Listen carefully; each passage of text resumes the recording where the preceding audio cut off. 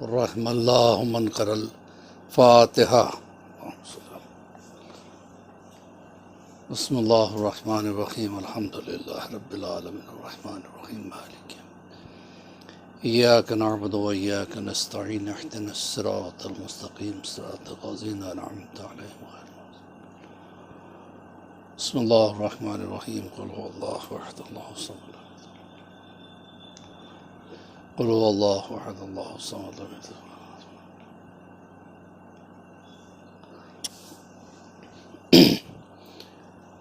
لا حول ولا قوة الا باللہ العلی العظیم۔ بسم اللہ الرحمن الرحیم الحمد للہ رب العالمین الصلاة والسلام علی سید العرب والعجم جسمہ مقدس معطر مطہر منور نور الہدی مصباح الظلم جمیع الشمم شفیع العقم صاحب الجود والکرم واللہ عاصمہ وجبرائیل قادمہ والبراق مرکبہ والمعراج سفرہ والسدرۃ المنتہی مقامہ وقاب قوسین مطلوبہ والمطلوب تعودہ والمقصود جودہ سید المرسلین انیس الغربین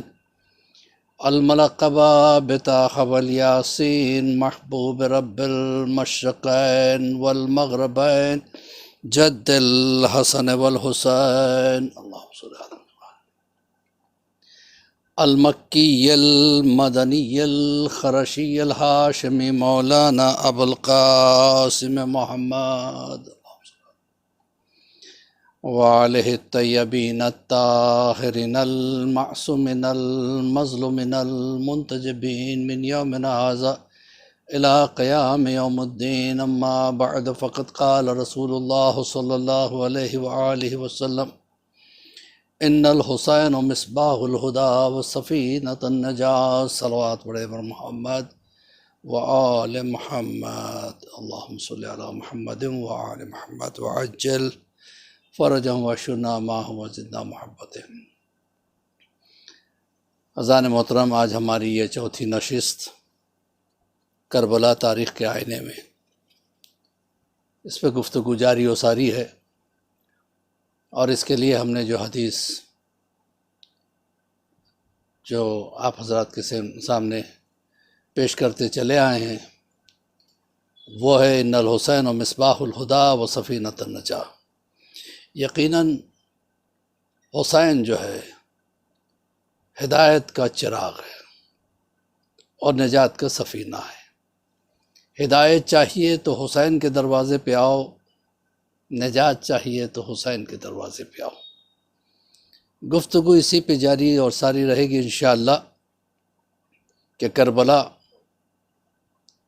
جو واقع ہوئی تاریخ کے آئینے میں کیوں اور کیسے وہ اسباب پیدا ہوئے، اور کس طرح سے لوگ فضیلتوں کا مار کھاتے کھاتے دشمن اہل بیت بن گئے، دشمن بنی ہاشم بنے، اور پھر قتل و غارت کا سلسلہ چل پڑا۔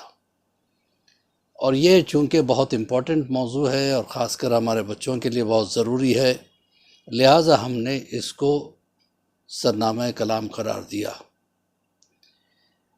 اور جیسے کہ آپ جانتے ہیں کہ میں ہر مجلس میں کچھ نہ کچھ تحفہ دیتا ہوں، اس مرتبہ بھی ایک نایاب تحفہ میں آپ حضرات کو دینا چاہتا ہوں جو میں نے بہت معتبر علماء سے سنا اور بہت معتبر عرفاء سے سنا۔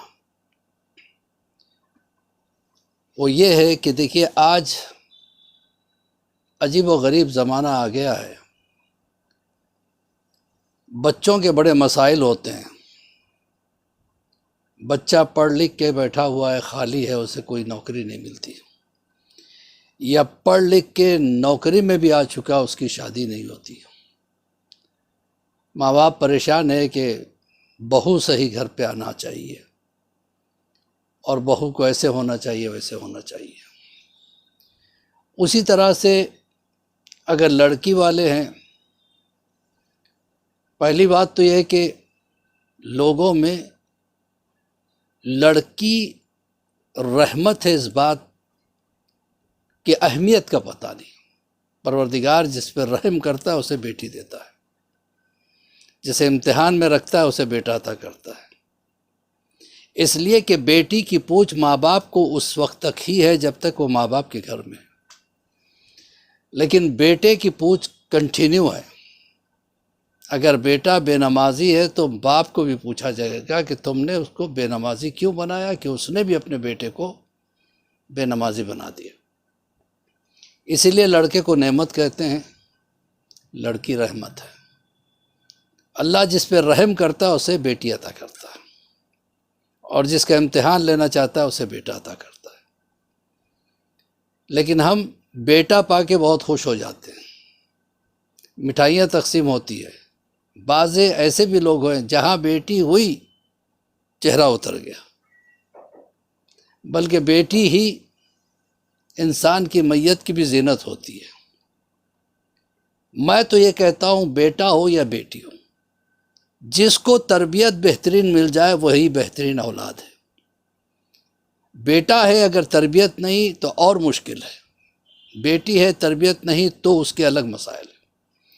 بہرحال اگر بیٹی پیدا ہوئی تو بڑی ہونے کے بعد اب پریشانی ہے کہ اس کا دہیج کیسے کیا جائے، کہاں سے جمع کیا جائے، کس طرح سے اس کی شادی ہوگی۔ دہیج جمع ہو گیا تو صحیح لڑکا ملنا چاہیے، چاہنے والا ملنا چاہیے، اور اچھا رشتہ ملنا بڑا مشکل کام ہو جاتا ہے۔ اگر اچھا رشتہ مل بھی گیا اور شادی ہو کے بیٹی چلے گی تو اب زندگی بھر دعا کرتے رہے، پروردگار میری بیٹی میں داماد میں اچھی بانڈنگ رہے، محبت رہے، کیونکہ ماں باپ کو ایک دھڑکا لگا رہتا ہے کہ کہیں کوئی ایسی بات نہ ہو جائے کہ جس سے شوہر ناراض ہو کے میری بیٹی کو نہ چھوڑ دے۔ یہ ماں باپ کا کلیجہ ہی ہے جو برداشت کرتا رہتا ہے، اور ماحول ایسے ہوتا چلا گیا۔ اسی لیے کہا گیا کہ اولاد کو دیندار بنا دو، چاہے ڈاکٹر بناؤ، انجینئر بناؤ، کچھ بھی سائنٹسٹ بناؤ، لیکن دیندار ہونا ضروری ہے۔ اگر دیندار ہے تو ان سے کوئی غلطی نہیں ہو سکتی اور کوئی پریشانی لاحق نہیں ہوتی۔ بہرحال چونکہ زمانہ ہی ایسا ہے کہ پریشانیاں ہیں، اولاد کی پریشانیوں کو دور کرنے کے لیے ایک عمل ہے، 7 بیویوں کا عمل۔ علماء نے ان 7 بیویوں کے ناموں کو اس طریقے سے بیان کیا کہ جس میں پہلی بیوی جناب خدیجۃ الکبریٰ صلوات اللہ علیہ، جناب سیدہ کی والدہ گرامی، دوسری بیوی جناب فاطمہ بنت اسد مولا کائنات علی ابن ابی طالب علیہ السلام کی ماں، تیسری بیوی جناب فاطمۃ الزہرا صلوات اللہ علیہ جناب سیدہ، چوتھی بیوی جناب زینب صلوات اللہ علیہ، پانچویں بیوی جناب ام البنین۔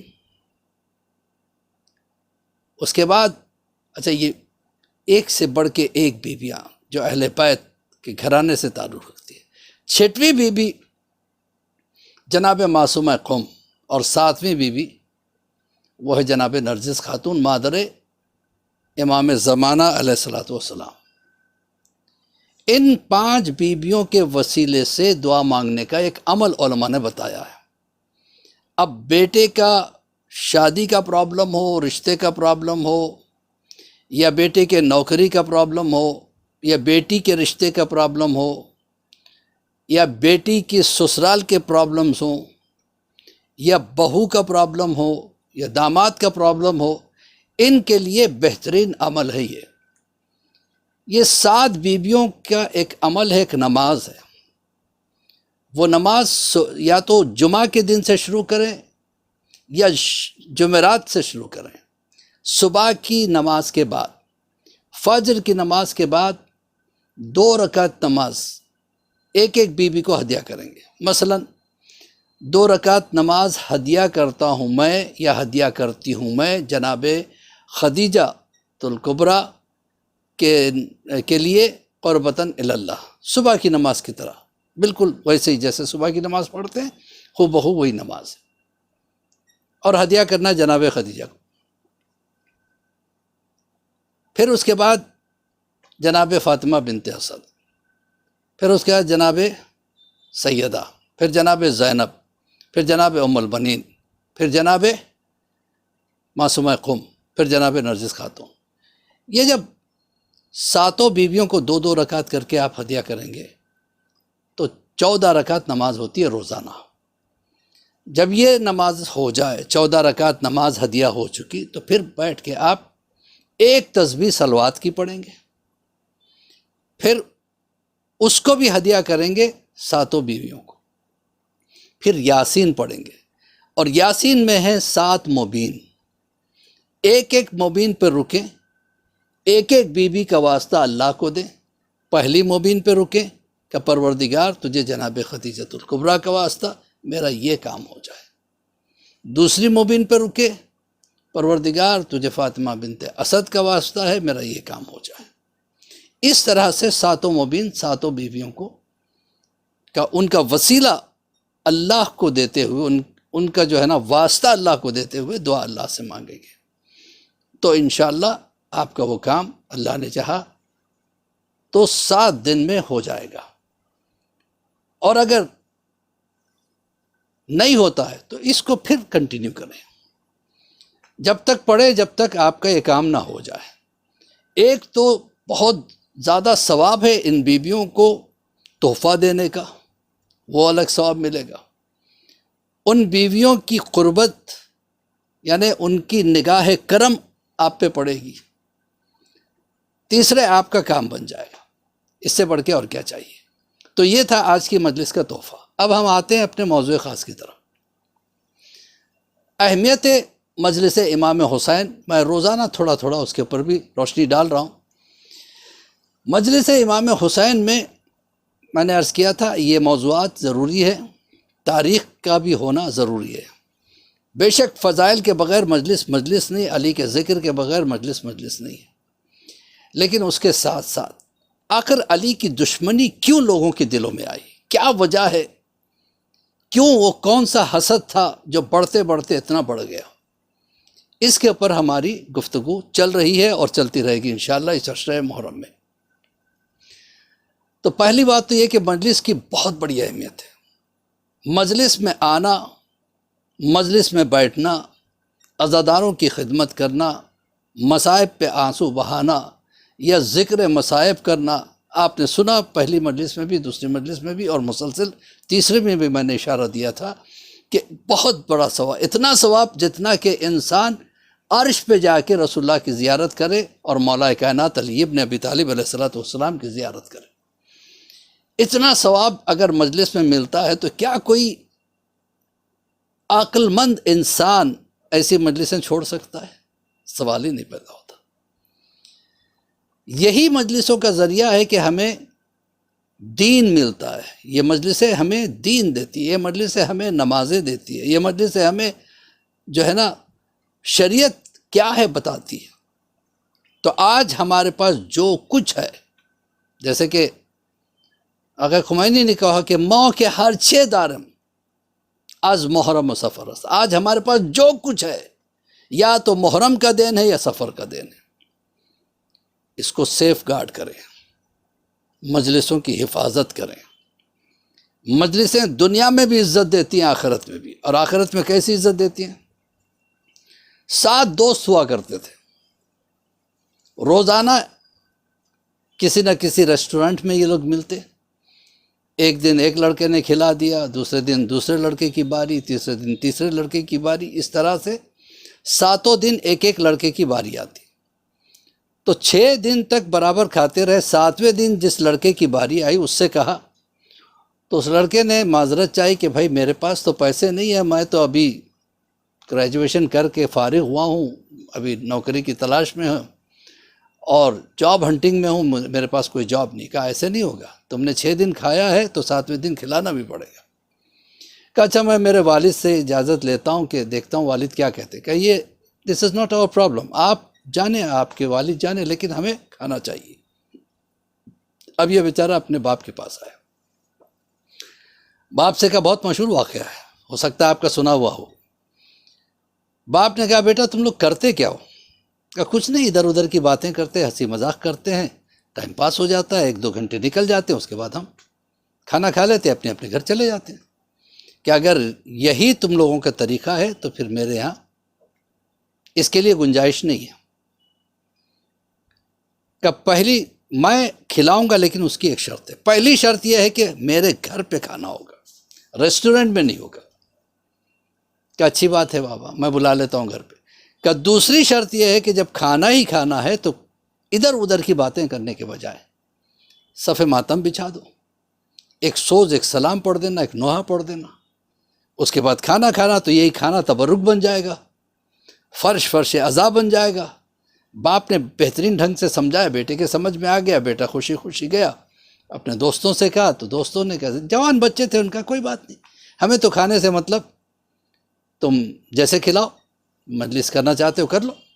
اب آئے بیٹھے، ایک لڑکے نے سوس پڑھا، اس کو بھی مزہ آیا، ایک نے سلام پڑھا، اسے بھی بہت اچھا لگا، ایک نے نوحہ پڑھا، اسے بھی بہت اچھا لگا، ایک ماحول سا بن گیا، ایک پاک ماحول۔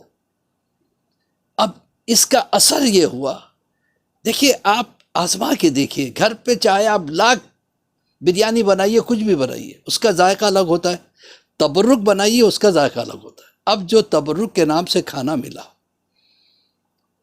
اتنا اچھا لگا ان لوگوں کو کہ جس کی انتہا نے کہا، بھئی یہ طریقہ تو بڑا اچھا ہے، تو کل میں کیوں ریسٹورنٹ میں کھلاؤں گا، میں بھی گھر پہ کھلاؤں گا، میں بھی مجلس کروں گا، وہاں پہ بھی سوز ہوگا، سلام ہوگا، ماتم ہوگا، پھر جو کھانا ہوگا تبرک بن کے بٹے گا۔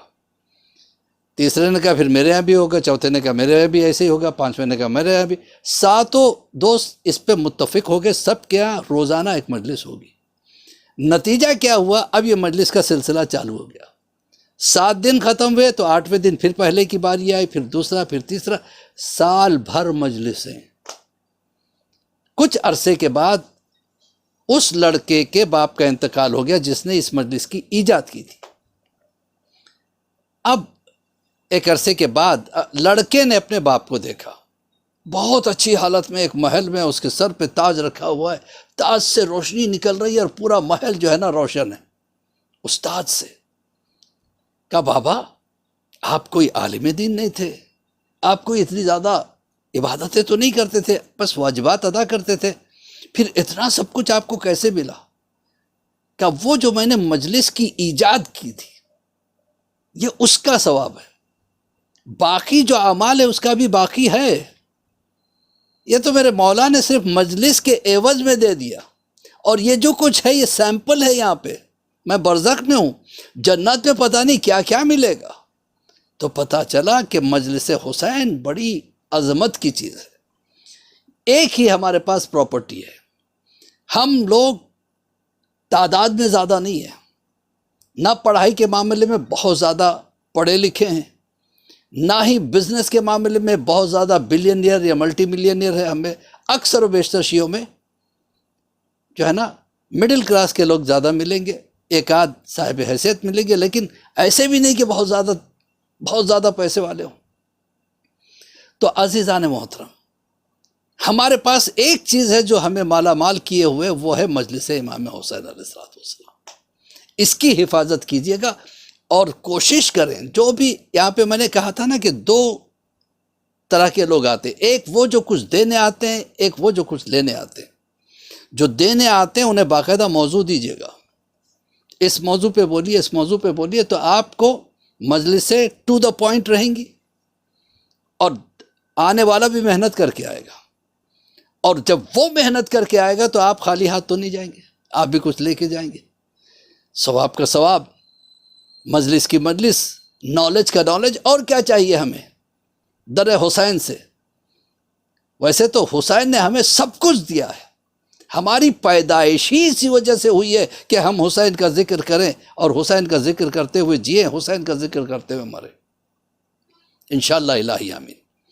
تو بہرحال عزیزان محترم، بات یہاں تک پہنچی تھی کہ بنی امیہ جناب ہاشم کے فضائلوں کا مار کھاتے رہے، حسد کی آگ نے انہیں بھڑکایا، نتیجہ یہ ہوا کہ امیہ کو شام کی طرف سفر کرنا پڑا، جناب ہاشم جو ہے نا مکہ میں رہے، پھر اس کے بعد 10 سال کے بعد وہ واپس آیا، وہی موقع پھر بعد میں جو ہے نا یہ ہوا کہ وہ دشمنیاں بڑھتی رہیں، ایک طرف بنی ہاشم، ایک طرف بنی امیہ۔ پھر وہ موقع آیا کہ رسول اللہ نے جب بعثت رسالت کا اعلان کیا، رسول ہونے کا اعلان کیا، دعوت ذوالعشیرہ میں اعلان کیا، اور زیادہ دشمنی بڑھ گئی۔ ابو سفیان نے اس چیز کو، یعنی رسالت بنی ہاشم میں آ جائے، نبوت بنی ہاشم میں آ جائے، یہ بنی ہاشم کی فتح ہو جائے گی، لہٰذا اس نبوت کو ختم کیا جائے۔ لہٰذا طرح طرح کے الزامات تراشے گئے، یہ جادوگر ہے، ان کی باتوں میں نہ آنا، ان کی باتیں نہ سنو، طرح طرح کے یہ جادو کر دیتے ہیں، لوگوں کو اپنی طرف کھینچ لیتے ہیں، یہ نبی بھی کچھ نہیں ہے، طرح طرح کی باتیں اڑائیں۔ جب اس سے بھی کام نہیں چلا، دھمکیاں، پہلے تو رشوت دینے کی کوشش کی کہ تمہیں حاکم بنا دیں گے، سردار مکہ کا بنا دیں گے، اور تمہیں جو چاہو دولت، کنیزیں وغیرہ سب کچھ مل جائے گا، لیکن تم ہمارے خداؤں کو برا کہنا چھوڑ دو۔ رسول نے نہیں مانا، تو جناب اب دھمکیاں آئیں، جب دھمکیوں میں بات آئی تو جناب ابو طالب سامنے آ گئے۔ اب اس کے بعد مولا کائنات سامنے آ گئے، پھر وہ موقع آیا جب جناب ابو طالب دنیا سے گزر گئے، جناب ختیجہ دنیا سے گزر گئیں۔ اب وہ موقع آیا کہ اب یہ کھل کے رسول اللہ پہ ظلم کرنے لگے، پتھر برسانے لگے، کوڑا پھینکا جانے لگا، راستے میں کانٹے بچھائے جانے لگے۔ جو ان کے ماننے والے تھے، کل کی مجلس میں نے بتایا تھا جناب عمار یاسر کے ساتھ کیا سلوک ہوا، ان کے والدین کے ساتھ کیا سلوک ہوا، جناب بلال حبشی کے ساتھ کیا سلوک ہوا۔ آج ایک واقعہ اور، جناب رسول خدا کا چاہنے والا ایک لوہار تھا، اس نے کلمہ پڑھ لیا، مسلمان ہو گیا۔ جب ابو سفیان کو پتہ چلا تو 30 آدمیوں کے ساتھ وہ پہنچا، لوہار سے کہا کہ کلمہ پڑھنا چھوڑ دے ورنہ ہم تجھے ماریں گے۔ کہا مار لو۔ خوب مارا گیا، ہر کوڑے پہ لا الہ الا اللہ، لا الہ الا اللہ، لا الہ الا اللہ، یہاں تک کہ لوہار کو جو بھٹی ہوتی ہے نا اس کے اوپر اوندھا لٹایا گیا۔ اب کیا کہتا ہے؟ لا الہ الا اللہ۔ اس کے پشت پہ سب کے سب کھڑے ہو گئے، اب چاہے وہ 10 ہوں، 15 ہوں، 20 ہوں، کھڑے ہو گئے، سینہ جلنے لگا اور جلی ہوئی کھال کی بو آنے لگی۔ اب کیا کہتا ہے کہ لا الہ الا اللہ، یہ کہتا ہوا دنیا سے چلا گیا۔ جب رسول کو پتہ چلا تو رسول اللہ نے کہا میں اس کے عقیدے کو سلام کرتا ہوں۔ دیکھیے، آرام و آسائش میں مسلمان رہنا اور چیز ہے، مصیبتوں کے عالم میں مسلمان رہنا بہت مشکل کام ہے۔ تو عزیزان محترم، اب ابو سفیان نے ایک پلاننگ کی کہ ایسے نہیں چلے گا، سب سے بیسٹ یہ ہے کہ رسول کو ختم کر دیتے ہیں۔ قتل کی سازش کی گئی کہ قتل کرنے میں اب یہ ہوا کہ کون سا قبیلہ آگے آئے گا۔ 40 قبیلے تھے، اس قدر شاطر دماغ کا تھا یہ ملعون۔ اس نے کہا کہ 40 قبیلوں کے لوگ شامل ہونا چاہیے، ہم سب مل کے رسول کو ختم کر دیں گے۔ اب اگر اس کے بعد اگر بنی ہاشم ہم سے بدلہ لینا چاہے تو کس کس سے لڑیں گے؟ 40 قبیلوں سے لڑنا آسان کام نہیں ہوگا۔ پلان بہت خطرناک تھا۔ اب ادھر یہ ہوا کہ مدینے میں یہودیوں کا ڈومینیشن بڑھتا چلا گیا۔ یہودی پہلے آئے مدینے میں، چھوٹے چھوٹے مکانات لیے اور دھیرے دھیرے بسنے لگے۔ بستے بستے انہوں نے سود کا دھندا چالو کیا، لوگوں کی پراپرٹیز گروہ میں لیتے، زمینیں گروہ میں لیتے اور انہیں سود پہ پیسہ دیتے۔ اب وہ بیچارے مدینے والے لیتے رہے، جب دے نہیں پائے تو اب انہوں نے پراپرٹیز ضبط کرنا شروع کر دیا۔ دیکھتے دیکھتے آدھے سے زیادہ مدینہ جو ہے نا یہودیوں کے قبضے میں چلا جانے لگا۔ اب جو پرانے لوگ مدینے کے تھے انہیں فکر لاحق ہوئی کہ اب کیا کیا جائے، اس طرح تو ہم ختم ہو جائیں گے اور ہمارا نام و نشان مٹ جائے گا، چلو مکہ سے مدد لے کے آتے ہیں اور یہودیوں سے جنگ کرتے ہیں۔ ادھر مکہ کے لیے 2 آدمی وہاں سے چلے۔ یہاں آنے کے بعد اس وقت قریش کا سردار ابو سفیان تھا۔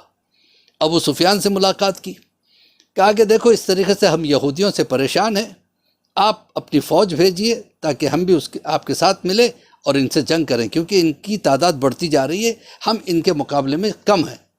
یہ سننا تھا۔ ابو سفیان نے کہا کہ دیکھو اس وقت ہم یہاں پہ اپنے حالات میں پریشان ہیں، یہاں عبداللہ کا لال ابو طالب کے بھتیجے نے ایک نئے دین کا اعلان کر دیا ہے، ہم اس کو لے کے پریشان ہیں، ہم اس وقت کچھ نہیں کر سکتے۔ اب انہوں نے کہا ٹھیک ہے، جب یہاں تک آئے ہیں تو ہم جائیں گے خانہ کعبہ کا طواف کر لیں گے، اس کے بعد واپس۔ کہا نہ ادھر مت جانا، وہ وہیں پہ رہتا ہے، وہیں پہ کھڑا رہتا ہے، تقریر کرتا ہے، اس کی تقریر نہ سننا ورنہ تم پہ جادو کا اثر ہو جائے گا۔ دیکھیے کیسی باتیں اڑائی جاتی تھی کہ اس کے قریب بھی مت جانا، اس کو دیکھنا بھی نہیں، دکھنے میں اتنا خوبصورت ہے کہ تم دیکھتے رہ جاؤ گے، اور جب وہ بولتا ہے تو پھر اس کی باتوں میں آ جاؤ گے۔ کہا کہ دیکھو یہاں تک آنے کے بعد ہم خالی ہاتھ تو نہیں جائیں گے، ہم طواف کعبہ کر کے جانا چاہتے ہیں۔ کہ اچھی بات ہے، کانوں میں روئیں ٹھوسی گئی کہ خبردار محمد عربی کی بات مت سننا، کہ اچھی بات ہے۔ اب یہ چلے گئے، اب یہ طواف کر رہے تھے، رسول ایک طرف کھڑے ہوئے تقریر کر رہے تھے، بتا رہے تھے کائنات کیسے پیدا ہوئی، یہ سورج کیسے پیدا ہوا، یہ چاند کیسے پیدا ہوا، یہ بادل کیسے بنتے ہیں، یہ بادل کیسے برستے ہیں، یہ بارش کیسے برستی ہے، یہ سمندروں میں پانی کیسے آیا ہے، یہ ساری باتیں اب ایک کے بعد ایک، یہ سب کا پیدا کرنے والا خدا ہے، یہ خدا ایسا ہے، خدا ایسا ہے۔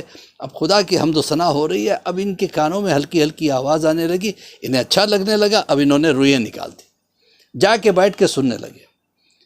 اب سنتے سنتے اتنا ان پہ اثر ہوا کہ فوراً رسول کی تقریر ختم ہوئی، جا کے قدموں کو چوما کہ ہمیں اپنے دین میں لے لیجئے۔ کہ ٹھیک ہے۔ رسول اللہ نے کہا کہاں سے آئے ہو؟ کہا مدینے سے۔ کہ ٹھیک ہے، مسلمان بنا دیا۔ کہ جاؤ، جا کے تم جو کچھ مجھ سے سنے ہو، سیکھے ہو، وہ وہاں بیان کرنا شروع کرو، اسلام کی تبلیغ کرنا شروع کرو۔ اب یہ جو اسلام تھا دھیرے دھیرے مکہ سے مدینہ ایسے آنے لگا۔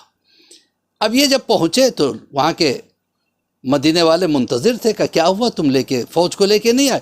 کہ دیکھو اب یہ ہمارا معاملہ نہیں ہے، تم جانو اور یہودی جانے، ہم مسلمان ہیں، ہم تم سے الگ ہیں۔ کہ ایسے کیسے تم الگ ہو گئے؟ کہ اور 5 آدمی کے، ان کے ساتھ بھی یہی ہوا، وہ مسلمان ہو کے آگے، 7 آدمی گئے مسلمان ہو کے آگے، 50 آدمی گئے مسلمان ہو کے آگے، 200 آدمی گئے مسلمان ہو کے آگے۔ اب دھیرے دھیرے مکہ سے زیادہ مسلمان مدینے میں ہو گئے۔ جب مدینے میں اتنے زیادہ مسلمان ہو گئے تو ادھر مدینے والوں نے آ کے رسول اللہ سے ملاقات کی، کہا آپ یہاں کیوں ظالموں کے درمیان میں رہتے ہیں؟ آپ مدینے چلے آئیے، ہمارے گھر آپ کے لیے حاضر ہے، ہماری اولاد آپ کے لیے حاضر ہے، ہم آپ کے ساتھ ہیں، وہاں سے تبلیغ شروع کیجیے۔ رسول اللہ کو بات اچھی لگی۔ کیا پروردگار تو کیا کہتا ہے؟ اللہ نے اجازت دی کہ جاؤ ہجرت کرو۔ یہ وہی ہجرت کا دن ہے، وہ رات آئی جب رسول کو جانا تھا، اور ادھر پتہ چل گیا ابو سفیان کو کہ یہ یہاں سے نکل کے جانے والے ہیں۔ کہا اس نے کہا اگر رسول چلے گئے تو ہمارے ہاتھ سے نکل جائیں گے، پھر ہم نہیں پکڑ پائیں گے، لہٰذا آج ہی ہم ان کو گھیر لیتے ہیں۔ 40 سردار، 40 قبیلوں کے سرداروں کو لے کے آئے۔ لانے کے بعد ادھر اللہ نے کہا میرے حبیب تم ہجرت کرنے جاؤ، اپنی جگہ کو خالی نہ چھوڑنا۔ جو ایک رات کے لیے ہٹ رہا ہو اپنے بستر کو چھوڑ کے تو اس کو خالی نہیں رکھنا چاہتا، تو جو دنیا سے جاتے ہوئے کیسے اپنی جگہ کو خالی رسول چھوڑ کے جا سکتے تھے؟ بہرحال مولا کائنات کو بلایا، مولا کائنات سے کہا کہ دیکھو خطرہ ہے، 40 ننگی تلواریں ہیں اور میں جا رہا ہوں، تمہیں میرے بستر پہ سونا ہے۔ علی نے بس اتنا پوچھا یا رسول اللہ میرے سونے سے آپ کی جان بچ جائے گی؟ کہا بالکل بچ جائے گی۔ کہا بسم اللہ آپ جائیے۔ مولا کہتے ہیں کہ ایسی نیند مجھے کبھی نہیں آئی۔ وہ علی جو ساری رات نمازیں پڑھتا تھا، عبادت کرتا تھا، آج ننگی تلواروں میں سوتا ہے۔ ادھر صبح کا تڑکا ہوا تو اب اس کے بعد کسی نے آ کے چادر ہٹائی، دیکھا تو علی مسکرا رہے۔ کہا محمد کہاں ہے؟ کہا تم مجھے سپرد کر کے گئے تھے جو مجھ سے پوچھ رہے ہو، اب یہ واپس چلے۔ اب کسی کی ہمت نہیں ہوئی ابو طالب کے لال سے کچھ اور بات کرے۔ اب مولا نے کہا کہ ٹھیک ہے، رسول اللہ تو جا چکے ہیں، انہوں نے کچھ امانتیں میرے حوالے کی ہیں، ساری امانتوں کو آنگن میں رکھ دیا۔ اشرفیوں کی تھیلیاں تھیں، کچھ سونے تھے، کچھ پیسے تھے، کچھ کپڑے تھے، کسی نے اناج رکھا تھا، سب آنگن میں رکھ دیا۔ کہا تم میں سے آؤ، جو جس کا ہے لے کے جاؤ۔ اب جو آتا رہا اپنی اپنی امانت اٹھاتا رہا، جاتا رہا۔ ایک شخص جس کی نیت خراب ہو، اس نے کہا یہ اچھا موقع ہے، علی کو شاید پتہ نہیں کس کی امانت ہے، میں نے تو کچھ رکھایا بھی نہیں، میں بھی جاؤں گا دیکھ لوں گا کیا ہے، کچھ اٹھا لوں گا۔ دیکھا اس نے چاروں طرف دیکھا، اشرفیوں کی تھیلی رکھی ہوئی ہے۔ ہاں یہ اگر مجھے مل جائے تو بہت اچھا ہے۔ کہ یہ علی ہے میری، کہ اگر تیری ہے تو اٹھا لے۔ آگے بڑھا اور اس نے پکڑا تو دو کام ہوئے۔ سب سے پہلا یہ ہوا کہ اشرفیوں کی جو تھیلی تھی وہ زمین سے لگ گئی، اٹھ ہی نہیں پائی۔ دوسرا یہ ہوا کہ اب وہ گرم ہونے لگی اور اس کے ہاتھ کو پکڑ لیا۔ اب یہ ہاتھ چھڑانا چاہتا ہے، اس کا ہاتھ جلنے لگا۔ یا علی مجھے بچا لو، یہ میرا ہاتھ جل رہا ہے۔ کہا کہ جھوٹ بولا تھا تو نے؟ ہاں علی غلطی ہوگی، معاف کر دینا، یہ میری امانت نہیں ہے۔ بہرحال ان حالات سے گزرتے ہوئے علی یہاں سے مدینے کے لیے روانہ ہوئے۔ جناب سیدہ کو بھی لانے کی ذمہ داری علی پہ تھی۔ ایک چھوٹا سا قافلہ مولا علی کا ادھر سے چلا۔ ادھر رسول اللہ مکہ سے مدینے پہنچے۔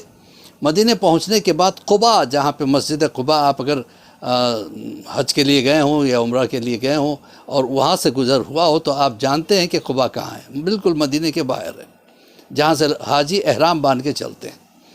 تو اب قباء کی منزل پہ رسول رک گئے کہ جب تک علی نہیں آئیں گے میں آگے نہیں بڑھوں گا۔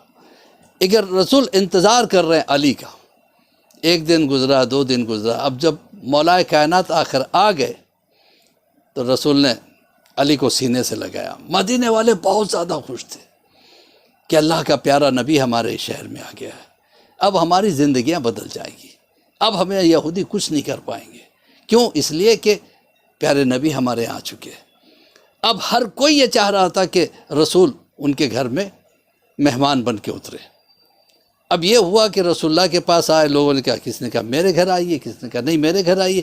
رسول نے کہا نہیں، میں کسی کے گھر نہیں، میں اپنی اونٹنی پہ سوار ہوتا ہوں اور اونٹنی کے رسن کو چھوڑ دوں گا، وہ جس کے گھر کے سامنے جا کے رک جائے میں وہی مہمان بنوں گا۔ اب یہ اونٹنی بھی پورے مدینے کا چکر لگاتی رہی، پورے مدینے کا چکر رہی، ایک ایک گلی سے گزرتے گزرتے آخر میں ابو ایوب انصاری کے دروازے پہ رک گئی اور وہاں بیٹھ گئی۔ رسول اللہ نے کہا کہ ہاں یہ جگہ وہ ہے جہاں پہ اللہ کا حکم ہے میرے لیے کہ میں یہاں رہوں گا۔ اب رسول اللہ جیسے اترے، ابو ایوب انصاری کی خوشی کی انتہا نہیں رہی، دوڑے ہوئے آئے، یا رسول اللہ میری تو قسمت کھل گئی۔ اب یہاں پہ رک کے ایک اور واقعہ میں آپ کو سناتا ہوں۔ کئی 100 سال پہلے جب مدینہ کا نام مدینہ نہیں تھا، یثرب تھا، اس وقت شاہ یمن کی ایک بہن تھی جو آئی تھی کسی تجارت کے سلسلے میں، اور اس کو کسی نے قتل کر دیا۔ تو شاہ یمن کو بہت غصہ آیا، وہ فوج لے کے مدینے پہ چڑھائی کرنے گیا اور مدینے کے باہر اس نے پڑاؤ ڈالا۔ تو مدینے کے شرفا آپس میں ملاقات کیے، کہا کہ ہم شاہ یمن سے لڑ نہیں سکتے، پہلے تو ہم پہ فرض بنتا ہے کہ ہم جائیں، جا کے شاہ یمن کو ان کی بہن کا پرسہ دیں۔ اب 2 شریف انسان وہاں سے چلے آئے، آنے کے بعد آ کے کہا کہ دیکھو ہم آپ کے پاس پرسہ دینے آئے۔ شاہ یمن نے کہا تم یہ سمجھتے ہو کہ پرسے کے بہانے میں تم کو چھوڑ دوں گا؟ کہا نہیں، ہم ڈر کے نہ آئے نہ کچھ، بلکہ ہم اس لیے آئے ہیں کہ ہمارا نفس یہ کہتا ہے کہ آپ کی بہن کا انتقال ہو گیا، لہٰذا آپ کو پرسہ دینا تھا، ہم چلے آئے۔ اب آپ کی مرضی ہے، آپ ہمیں زندہ چھوڑ دیں یا ہمیں مار ڈالیں۔ شاہ یمن کو ان کا اخلاق بہت پسند آیا، کہا کہ تم بہت با اخلاق ہو، چلو میں یہاں تک آیا ہوں تو میں مدینے کو تو کچھ نہیں کروں گا، البتہ مکہ جاؤں گا، مکے کو فتح کروں گا۔ کہ مکے کو کوئی فتح نہیں کر سکتا کیونکہ وہ اللہ کے رسول کا شہر ہے۔ کہ کیا مطلب؟ کون ہے وہ رسول؟ کہاں ہے؟ کہ ابھی ہے نہیں، آنے والا ہے، آنے والا ہے۔ کئی 100 سال پہلے کا واقعہ، پیشنگوئی کر رہے ہیں کہ ایک وہ زمانہ آئے گا کہ وہاں پہ ایک عبداللہ کا لال پیدا ہوگا۔ کہ یہ کیسا رسول ہوگا؟ کہ یہ اللہ کا رسول ہوگا، وہ اشارہ کرے گا تو سورج پلٹ جائے گا، وہ اشارہ کرے گا تو چاند 2 ٹکڑے ہو جائے گا۔ اب رسول اللہ کے فضائل بیان کرنے شروع کیے، اس کا چہرہ کشادہ ہوگا، اس کا رنگ چمکتا ہوا چاند جیسا ہوگا۔ اب یہ ساری باتیں، اور وہ صادق ہوگا، امانت دار ہوگا، کسی کے ساتھ غلط نہیں کرے گا۔ جب یہ ساری باتیں سنی تو شاہ یمن نے کہا کہ مجھے ذرا ایک قلم اور دعوت دی جائے۔ اس نے خط لکھا، میں شاہ یمن اللہ کے رسول کو سلام کرتا ہوں اور میں یہ اعلان کرتا ہوں کہ میں آپ پہ ایمان لایا، اگر میں موجود رہا تو میں آپ کی مدد کے لیے اپنی فوج لے کے آؤں گا. اگر میں دنیا سے چلا گیا آپ کے فضائل سن کر میرے دل میں آپ کی محبت پیدا ہو گئی. اگر میں دنیا سے چلا گیا تو قیامت میں میری شفاعت ضرور کرنا. انہوں نے خط لکھا. اب اس کے بعد شاہ یمن نے کہا ٹھیک ہے میں مکہ کو فتح نہیں کروں گا، لیکن میں نے سنا مکہ میں کعبہ ہے، کعبے کے نیچے خزانہ ہے، وہ خزانہ لے کے چلا جاؤں گا. تو کہا خزانہ ہے نہیں آئے گا. کہا وہ کیسے آئے گا؟ کہا وہ خزانہ کوئی اور نہیں ہوگا، انہی کا چچا زاد بھائی ہوگا جس کا نام علی ابن ابی طالب ہوگا. ایسا بہادر ہوگا، ایسا شجاع ہوگا. اب مولا کے فضائل بیان کرنا شروع کر دی. تو مولا کی محبت شاہ یمن کے دل میں پیدا ہونے لگی. شاہ یمن نے کہا ایک اور کاغذ اور قلم دیا جائے. پھر اس نے خط لکھنا شروع کیا. اے اللہ کے ولی آپ پہ سلام، یا علی آپ پہ سلام، میں شاہ یمن آپ کی ولایت پر ایمان لایا اور میں آپ سے وعدہ کرتا ہوں اگر میں زندہ رہا تو میں آپ حضرات کی خدمت کے لیے حاضر ہو جاؤں گا، اگر نہیں رہا تو پھر قیامت میں میری شفاعت ضرور کرنا. 2 خط جو ہے نا اٹھا کے اس وقت کے عالم دین جو مدینے کے عالم دین تھے ان کے ہاتھ میں دیے. کہا اس کو آپ رکھیں، جب بھی یہ آئیں، میں نہیں جانتا 10 سال بعد آئیں، 20 سال بعد آئیں، 30 سال بعد، اگر آپ کی حیات میں نہ آئے تو آپ اپنے بیٹے کو وصیت کر دیں. ان کی حیات میں نہیں آئے تو وہ اپنے بیٹے کو. 18 نسلیں چلیں اور 18ویں فرزند جو ہے ابو ایوب انصاری تھے. جیسے وہاں پہ اونٹنی رکی ابو ایوب انصاری بہت خوش ہو گئے. یا رسول اللہ میرے گھر میں آپ کے قدم آ رہے ہیں، میں کتنا خوش نصیب ہوں. رسول اللہ نے کہا کہ ابو ایوب انصاری پہلے وہ خط تو لاؤ جو تمہارے آبا و اجداد نے نسلاً بعد نسلاً تم تک پہنچایا ہے. یہ سننا تھا، حیران ہو گئے. کہا کہ میں ہی تو وہ ہوں جس کے لیے خط لکھا گیا تھا. ابو ایوب انصاری دوڑے ہوئے گئے، خط لا کے دے دیا. اتنے میں مولا نے مسکرا کے کہا ابو ایوب انصاری ایک خط میرے نام پہ بھی تو ہے. ابو ایوب انصاری نے کہا ہاں یا علی آپ کے نام سے بھی ہے. پھر دوڑ کے گئے، دوسرا خط لا کے دیا. یہ تھے جناب ابو ایوب انصاری. اس طرح سے رسول مکہ سے مدینے آئے. لیکن مجھے وہ وقت یاد آ رہا ہے جب مدینے سے حسین کو نکلنا پڑا. وہ وقت آیا کہ مدینے سے حسین کو نکلنا پڑا. کیسا عجیب وقت تھا. حسین نانا کے مزار پہ کبھی جا کے روتے، کبھی ماں کے لحد پہ جا کے روتے، کبھی بھائی کے مزار پہ جا کے رو کے کہتے بھیا آج مدینہ رہنے کے لائق نہیں رہا ہے. یہاں تک کہ حسین قافلہ لے کے مدینے سے روانہ ہوئے اور مکے پہنچے. مکے پہنچنے کے بعد 27 رجب کو حسین نکلے تھے، اتوار کا دن تھا، اور 3 شعبان کو مکہ پہنچے، جمعہ کا دن تھا. اور وہاں پہنچنے کے بعد حسین حج کرنا چاہتے تھے. یہ وہ حسین تھے جو پیادہ 25 حج کر چکے تھے. اس قافلے کے ساتھ آئے تھے. پروردگار میں تیری پناہ میں آ گیا ہوں، مجھے نہیں پتا کہ مجھے کہاں جانا ہے، لیکن میں اتنا جانتا ہوں کہ تیرا جدھر حکم ہوگا حسین ادھر ہی جائے گا. تو جیسے چاہے گا حسین وہی کرے گا. پروردگار حسین کبھی یزید کی بیعت نہیں کر سکتا. حسین کبھی فاسق و فاجر کی بیعت نہیں کر سکتا. حسین اللہ سے راز و نیاز کی باتیں کر رہے تھے. اتنے میں کسی نے آ کے کہا یزید نے کچھ خفیہ فوج کو بھیجا ہے جو حاجیوں کے لباس میں آئی ہوئی ہے، اور وہ تلواریں اور زہرآلود خنجر لیے ہوئے ہیں تاکہ آپ کو قتل کیا جائے. حسین کی غیرت نے گوارہ نہ دیا کہ اللہ کے گھر کی حرمت تباہ ہو جائے، یہاں خون بہا جائے اور پھر یہ واقعہ ڈھپ کے رہ جائے، چھپ کے رہ جائے. حسین نے کہا نہیں، مجھے تو کربلا جانا ہے. میرے نانا نے مجھ سے وعدہ لیا تھا.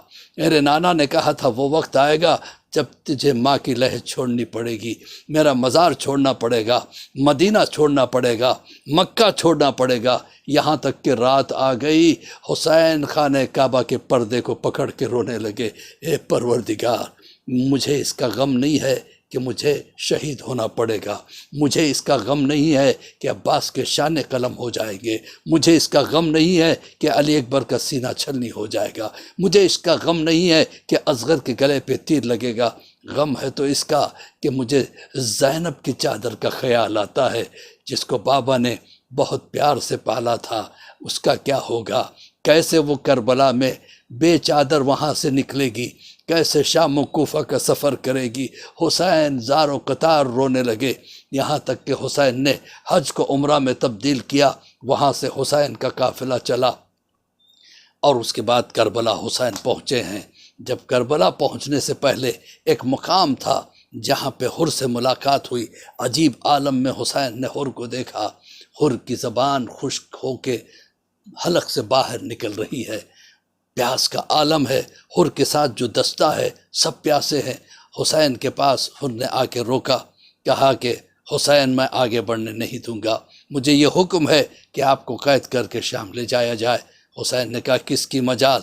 تیری ماں تیرے ماتم میں روئے، تیرے ماتم میں بیٹھے، تیری مجال کے حسین کو قید کر کے لے جائے گا؟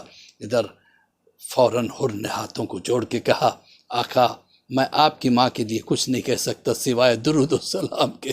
یہ ادا حسین کو اتنی پسند آئی، ایک مرتبہ حر کو سینے سے لگایا۔ حر تم پیاسے ہو، پہلے پانی پی لو، بعد میں باتیں ہوتی رہے گی۔ ایک مرتبہ حر کے سامنے پانی پیش کیا گیا۔ حر نے کہا آقا میرا لشکر بھی پیاسا ہے، عباس حر کے لشکر کو پانی پلاؤ۔ ایک ایک کو پانی پلایا گیا، سب کو پانی پلا کے عباس آئے، مولا سب کو پانی پلا دیا۔ ابھی ہمارے پاس پانی کی بہت کمی ہے، ہمارے بچے چھوٹے چھوٹے ہیں۔ کا فکر نہیں کرو عباس، جاؤ پہلے جانوروں کو بھی پانی پلاؤ۔ اللہ اکبر، حسین کی سخاوت۔ ایک مرتبہ سارے جانوروں کو بھی پانی پلایا گیا۔ پھر اس کے بعد حر نے کہا میں مجبور ہوں آقا، مجھے آپ کو لے کے چلنے کا حکم آیا ہے۔ کہا چلو حر ہم تمہارے ساتھ چل رہے ہیں۔ یہاں تک کہ کربلا تک پہنچے ہی تھے، کربلا میں فوج کے دستے پہ دستے آنے لگے، کبھی 20,000 کا دستہ، کبھی 10,000 کا دستہ، اور جو بھی دستہ آتا، تلواروں کا دستہ آتا تو تلواروں کو ٹکراتے ہوئے آتے، نیزوں کا دستہ آتا تو نیزوں کو ٹکراتے ہوئے آتے، اور اگر تیر کمان والوں کا دستہ آتا کمانوں کو کڑکاتے ہوئے آتے، تاکہ دہشت پھیلے، تاکہ حسین کے بچے پریشان ہو جائیں اور دہل جائیں۔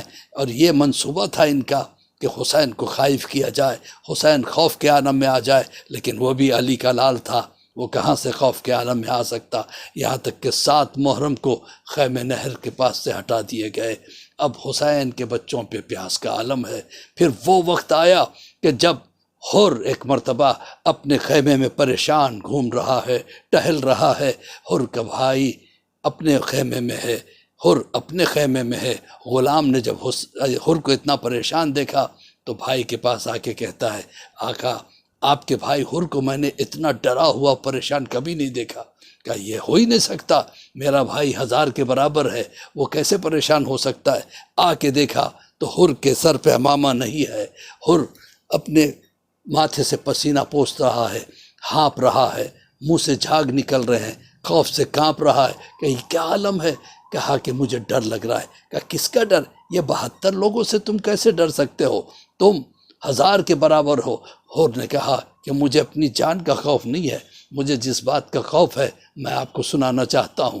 حر اپنے بھائی کو لے کے ایک ٹیلے پہ پہنچے، کہ غور سے سنو کچھ آوازیں آ رہی ہیں۔ اب بھائی نے کان لگایا، کہا کہ ہاں نہر فرات کی آواز، کہا نہیں اور غور سے سنو، کہا ہوا کے چلنے کی آواز، کہا نہیں اور غور سے سنو، کہا دور کہیں گھوڑے ہنہنا رہے، کہا اور غور سے سنو۔ اب جو غور سے سنا، کہا یہ کچھ بچوں کی آواز ہے، کہا کیا ہے ذرا اور سنو، کہا العطش کی آواز ہے، اے بابا پیاس، اے چچا پیاس۔ اب حر کہتا ہے روتے ہوئے، جانتے ہوئے کون بچے؟ یہ حسین کے وہ بچے ہیں کہ جن کے حصے کا پانی میں پی چکا ہوں، یہ حسین کے وہ بچے ہیں کہ جنہوں نے اپنے حصے کا پانی ہمارے لشکر کو سیراب کرنے میں ختم کر دیا ہے۔ مجھے ڈر ہے تو فاطمہ سے ڈر لگتا ہے، مجھے علی سے ڈر لگتا ہے، مجھے رسول سے ڈر لگتا ہے۔ اگر سیدہ مجھ سے پوچھے اے حر میرے حسین نے تیرا کیا بگاڑا تھا، اے حر تیرا کیا بگاڑا تھا، تو میں کیا جواب دوں گا؟ اب یہ کہہ کہ حر کہتا ہے میں جا رہا ہوں حسین کی طرف۔ بھائی نے کہا اچھا جب جنت کی طرف جانے لگے تو تنہا چلے، میں بھی ساتھ چلتا ہوں۔ بھائی ساتھ ہو گیا، نوکر نے کہا میں بھی چلتا ہوں، بیٹے نے کہا میں بھی چلتا ہوں۔ یہ چھوٹا سا قافلہ آگے بڑھ رہا ہے، رات کی تاریکی میں عباس پہرا دے رہے ہیں۔ عباس نے ایک مرتبہ کسی کو آتے ہوئے دیکھا، خبردار، ادھر جیسے خبردار کی آواز، کربلا کے میدان میں گونجی۔ حر نے کہا لگتا ہے یہ عباس ہے۔ اب ایک مرتبہ کہتا ہے کہ مجھے شرم آتی ہے عباس سے، مجھے شرم آتی ہے حسین سے، لہٰذا ایسا کرو میرے چہرے کو ڈھانپ دیا جائے، میرے ہاتھوں کو میرے کمر کے پیچھے باندھ دیا جائے اور مجھے اس طرح لے جاؤ جیسے کوئی قیدی کو لے جایا جاتا ہے۔ ایک مرتبہ ایسے ہی کیا گیا، ایک شانہ حر کے بھائی نے پکڑا، دوسرا شانہ حر کے بیٹے نے پکڑا۔ اب حر آگے بڑھ رہے ہیں، اچانک کی حر کے کانوں میں آواز بیٹے کی آئی، بابا حسین آ رہے ہیں۔ یہ سننا تھا۔ حر ایک مرتبہ گھٹنوں کے بل بیٹھ گئے، اس کے بعد گھٹنوں چلنے لگے۔ مجھے حسین کے پاس ایسے جانا ہے جیسے غلام جاتا ہو، ایک غلام ایک خطا کار جاتا ہو۔ حسین نے حر کو اس طرح آتے ہوئے دیکھا، دوڑ کے حسین آگے بڑھے، حر کو سینے سے لگا لیا۔ حر تو نہیں جانتا کہ مجھے کتنا اچھا لگ رہا ہے تجھے دیکھتے ہوئے، حر تو میرا مہمان بن کے آیا ہے، یہ کہہ کے حر کو اپنے خیمے میں لے گئے۔ خبر جب پھیلی، جب زینب کو پتہ چلا تو زینب نے فضہ سے کہا جاؤ حر کو میرا سلام کہنا۔ فضہ نے آ کے کہا حر تجھے زینب نے سلام کہا ہے۔ حر نے اپنا چہرہ پیٹنا شروع کیا، ہائے افسوس، آج وہ دن آ گیا ہے کہ علی کی بیٹی مجھ جیسے کو سلام کر رہی ہے۔ ادھر سے آواز آئی زینب کی، حر کیا بتائیں، آج ہمارے پاس پانی بھی ہوتا تو ہم تجھے پیش کرتے، ہمارے پاس کھانے پینے کی کوئی چیز نہیں ہے، بچے 3 دن سے بھوکے پیاسے ہیں۔ ایک مرتبہ حر نے کہا کہ بس مولا مجھے اجازت دیجئے۔ وہ وقت آیا کہ حر کو اجازت ملنے سے پہلے حر کے بیٹے کو اجازت ملی، بیٹا جنگ کرنے گیا، یہاں تک کہ جب بیٹا گرا ہے تو آواز دی، اے بابا میں گر رہا ہوں۔ ادھر حر دوڑے، حسین نے سینے پہ ہاتھ رکھ کے روک دیا، اے حر کیا کوئی باپ اپنے بیٹے کی جنازہ اٹھانے جاتا ہے؟ یہ کہہ کے حسین آگے بڑھے، آگے بڑھ کے حر کے بیٹے کے پاس پہنچ گئے، حر کے بیٹے کے سر کو اپنے زانوں پہ رکھا۔ ایک مرتبہ حر کہتا ہے مولا میرے بچے کو تو آپ نے اپنی گود میں رکھ لیا اس کے سر کو، اے مولا جب علی اکبر گریں گے اس وقت کون آپ کا سہارا دے گا؟ حضرت محترم پھر وہ وقت آیا کہ حر بھی دنیا سے چلا گیا، تو جانے سے پہلے ایک مرتبہ کہتا ہے حسین کے ساتھیوں سے کہ مجھے ایک بات سمجھ میں نہیں آتی، کہا وہ کیا ہے؟ مولا حسین قریب میں آئے، حر کو سینے سے لگائے، کیا پوچھنا چاہتے ہو؟ کہا کہ میں رسول اللہ کو پہچانتا ہوں، وہ میرے سرہانے موجود ہے، علی کو جانتا ہوں، وہ میرے ایک طرف کھڑے ہوئے ہیں اور حسن ایک طرف کھڑے ہوئے ہیں، ایک کوئی بی بی ہے جو میرے قدموں کے پاس آ رہی ہے، بس یہ سننا تھا۔ حسین نے کہا اپنے پیروں کو سمیٹ لے، اور یہ میری ماں فاطمہ تجھ سے ملاقات کرنے کے لیے بقیع سے آئی۔ انا للہ و انا الیہ راجعون۔ رضن بقضاء تسلیما لامر مولا، اللہم بحق محمد وانت المحمود، بحق علی وانت الاعلی، بحق فاطمہ تفاضل السماوات والارض، بحق الحسن وانت المحسن، بحق الحسین انت قدیم الاحسان، واستجب دعائی واقض حاجاتی برحمتک یا ارحم الراحمین۔ پروردگار اس خلیل عزاداری کو قبولیت کا درجہ عطا فرما، ہم سب کے گناہان کبیرہ و صغیرہ کو معاف فرما دے، امام کے ظہور میں تعجیل عطا فرما، ہماری عزاداریوں کو قبول فرما۔ اے پروردگار ہمارا یہ پرسہ جناب سیدہ کی خدمت میں قبول فرما، بحق زہرا بیہا بالو حمر، ماتم حسین حسین حسین۔